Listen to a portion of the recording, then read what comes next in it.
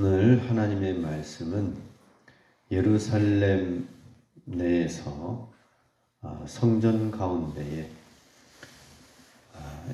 사도 바울이 유대인들로부터 끌려 나옴을 당하여 큰 핍박과 폭행과 어려운 목숨이 위태로운 상황까지 가는 상황이 있을 때에 천부장이 그 소요를 난동을 멈추고 로마에까지 부정적인 보고가 나가지 않도록 이 천부장이 중간에서 문제를 해결하기 위하여 개입한 것을 보게 됩니다. 그럴 때에 사도 바울이 오늘 사람들, 백성들에게 자기 자신을 변명하는, 변호하는 이야기를 합니다. 37절에 바울을 데리고 영내로 들어가려 할 그때에 바울이 천부장에게 이르되 내가 당신에게 말할 수 있느냐? 라고 얘기를 하였습니다. 이 말을 헬라말로 하였습니다. 헬라말을 알고 있느냐? 본토 유대인들은 헬라말을 밖에 해외에 있는 사람들 아니고서는 헬라말을 또 잘 쓰질 못하는 것이죠. 헬라말로 천부장에게 이야기를 하니까 헬라말은 이제 로마 공통 언어입니다. 로마 제국의 공통 언어. 우리나라 말로 말하자면 한국어를 해야 되는데 영어로 물은 것이었습니다. 영어로 하여서 지금 이스라엘을 지배하고 통치하기 위해서 파견받아 온 천부장 이 군대 장관에게 헬라말로 하는 것이죠. 국제 공용어를 쓰는 것입니다. 그러면서 애굽인인 줄 알았다라고 되묻습니다. 38절 내가 이전에 소요를 일으켜 자객 4,000명을 거느리고 광야로 가던 애굽인이 아니냐. 그러니 지금 소동이 일어나서 천부장이 그를 데리고 들어온 데에는 이 애굽인인 줄 알았다라고 하는 것이죠. 이유는 무엇이냐? 자객 4,000명을 거느리고 광야로 갔었던 것은 이전에 애굽인 한 사람이 자기 자신이 메시아다라고 하였고 로마의 압제로부터 내가 해방을 시켜줄 수가 있다 해서 사람들이 막 따라갔어요. 그리고 통곡의 벽이죠.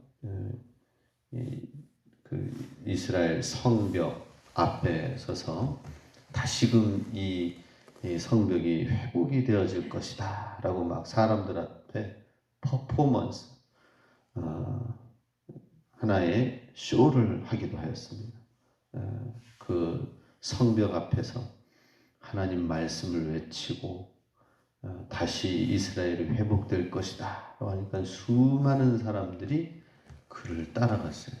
그러다가 이제 독립운동이 일어난 사실을 보고 로마 제국에서는 그를 죽이려고 수많은 그의 추종자들을 전쟁을 하고 학살을 하고 죽는 사건이 일어나게 됩니다.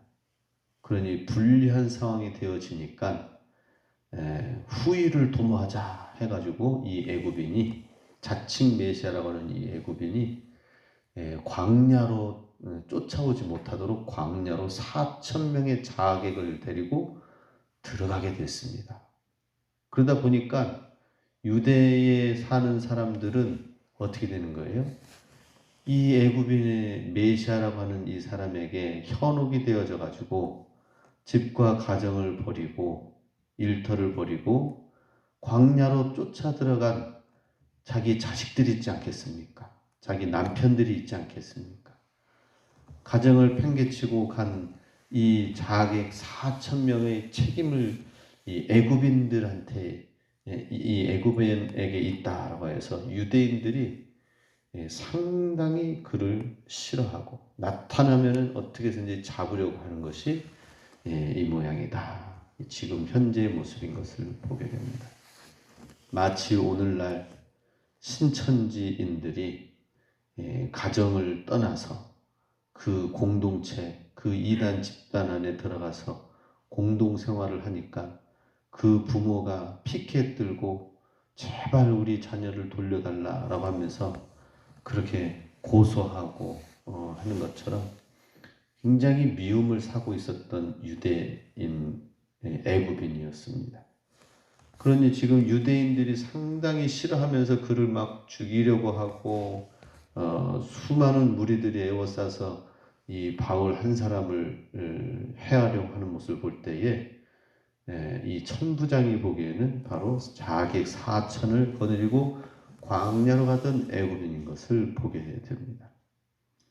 이 모습을 통하여서 우리가 알 수 있는 것은 무엇인가?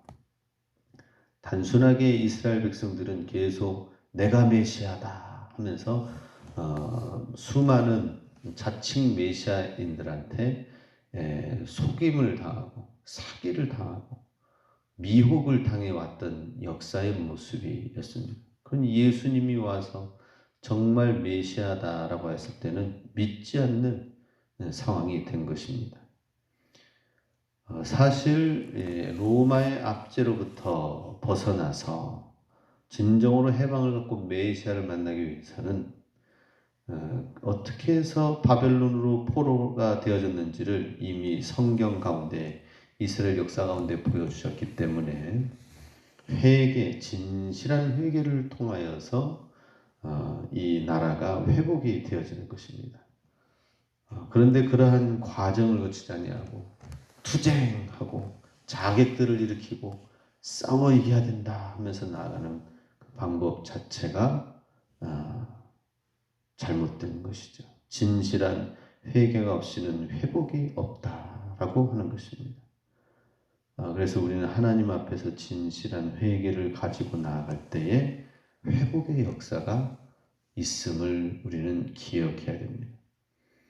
자객 4,000명을 데리고 광야로 간 애굽인은 이러한 진실한 회개 운동을 통한 것이 아니라 싸우려고 하는 것이죠. 그리고 대항하려고 하는 이 피를 흘리는 자들, 자객들이었습니다.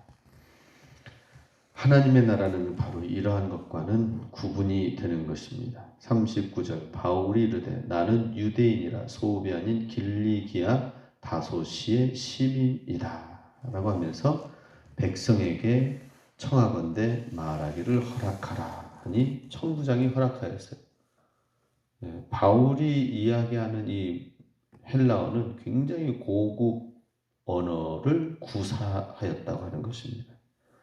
굉장히 고급 언어를 사용하는 것을 볼 때에 천부장이 이 사람의 얘기를 잘 들어줘야 되겠구나. 뭔가 좀 다른 사람이구나 하는 것을 보게 된 것이죠. 헬라어로 이 천부장에게 얘기하였지만 이스라엘 유대인들을 향하여서는 또 히브리 말로 하였다라고 나와 있습니다. 이때 당시에 히브리 말은 아람어입니다. 아람어로 히브리 방언에 해당됩니다. 히브리 말로 22장 1절부터 이제 사도 바울이 대중 앞에서 이야기를 합니다. 부형들아, 내가 지금 여러분 앞에서 변명하는 말을 들으라. 이것을 헬라어로 얘기했다가 천부장에게 이제는 아람어로 이야기를 하니까 사람들이 조용히 이제 듣는 것이었습니다. 부형들아 라고 하는 것은 형제들아, 나의 형제들아 라고 얘기하는 것입니다. 지금 한참 사도 바울은 막고 있었어요. 죽임 가운데 노임을 당하는 상황 가운데 있습니다. 그런데 너무나도 차분하게 나의 형제들아 라고 얘기하는 것입니다. 사실 지금 이 정도 상황이었으면은 억울한 가운데, 모한 가운데 씩씩거리면서 그러면서 그 유대인들을 향하여서 아주 독하게 얘기할 수도 있을 텐데 부형들아 라고 하는 것은 차분한 가운데에 나의 하는 말을 들어보십시오라고 하는 것이었습니다. 우리가 이런 상황 가운데에서 사도 바울은 굉장히 자기가 마음의 정적인 이러한 상태가 잘 정리되어져 있는, 내면이 잘 정리되어져 있는 것을 보게 됩니다. 굉장히 힘들고 어려운 상황 가운데서도 차분함을 잃지 않았던 바울의 모습을 보게 됩니다. 그런 모든 것은 참으로 사도 바울이 하나님 앞에서 지금 이제 아라비아 광야와 다소에서의 13년과 모든 연단의 과정을 통하여서 이제 복음의 현장 가운데서 어떻게 지혜롭게 이 문제를 풀어나갈 것인가, 상황을 놓치지 않으려고 하는 지혜와 그의 신앙, 믿음이 뒷받침되는 것을 보게 됩니다. 2절 말씀에 그들이 그가 히브리 말로 말함을 듣고 더욱 종용한지라. 나는 유대인으로 길리기아 다소에서 낳았고 이 성에서 자라 가말리엘 문화에서 우리 조상들의 율법의 엄한 교훈을 받았고 오늘 너희 모든 사람처럼 하나님께 대하여 열심히 있는 자라. 지금 거반 맞아서 죽을 상황 가운데 있는 사람치고는 너무나도 차분하고 태연하게 이야기하는 것을 보게 됩니다. 사도 바울은 이 기회를 통하여서 하나님의 복음을 전하게 되는 것이죠. 자기의 간증, 이제 4절 이하에 보면은 자기의 간증이 나옵니다. 죽음 가운데에서 살려주세요라고 하는 것이 아니라 자기의 간증과 예수님을 나타내는 기회로 삼는 것을 보게 됩니다. 우리도 모든 상황 가운데에서 나의 변명, 나의 보호, 나의 변호, 나의 변명이 아니라 예수님을 나타낼 수 있는 기회로 삼을 수 있다면 얼마나 좋겠습니까? 예수님을 내가 만난 과정들, 나는 어떻게 하나님을 믿게 되었는가? 하나님의 복음, 하나님의 말씀을 증거하는 기회로 삼는 것이 오늘 21장 전체의 장이 사도 바울의 간증을 들을 수 있는 장이 되는 것을 보게 됩니다. 우리도 때를 얻든지 못 얻든지 어떻게 하면 하나님을 잘 전할 수 있을까? 내가 믿는 하나님을 어떻게 잘 소개를 할 수 있을까? 이것을 우리가 좀 할 수 있으면 좋을 것 같아요. 사람들을 만날 때 그러기 위해서 우리가 계속 훈련이 되어지길 원합니다. 내가 믿는 하나님은 어떤 하나님인가? 그리고 우리의 하나님은 하나님을 믿기 위해서는 어떻게 해야 될지 사람 상황 가운데에 무조건 예수 천당, 불신 지옥 던져놓고 가는 것이 아니라 그 사람에게 지혜롭게 말씀 전할 수 있고 하나님을 소개하고 그래서 사도 바울은 지금 고급 언어를 사용하고 있습니다.